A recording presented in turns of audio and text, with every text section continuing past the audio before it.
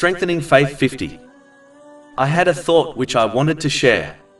Muslims often have periods within their lives where they exert themselves by increasing the amount of worship they perform.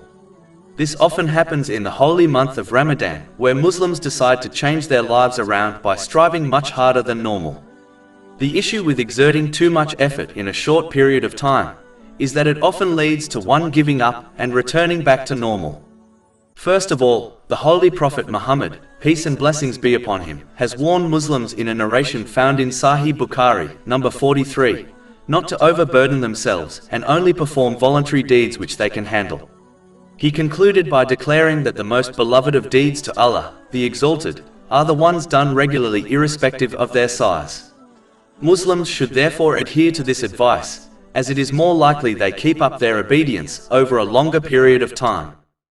In reality, the important time is not the period where one feels a spiritual high and exerts extra effort. The important time is when one returns back to normal, as spiritual highs very rarely last. Muslims must ensure that no matter how much they return from a spiritual high, they must continue fulfilling their obligatory duties.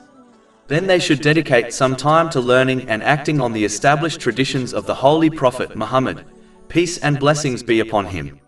Changing step by step like this is much better than exerting extra effort over a short period of time, and there is a greater chance that one will maintain their improved obedience to Allah, the Exalted, in the long term if they change gradually, step by step.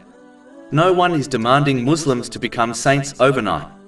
Improvement takes time, but this means that one should not stand still and actually take small but regular steps to improve their obedience to Allah, the Exalted, by fulfilling His commands, refraining from His prohibitions, and by facing destiny with patience.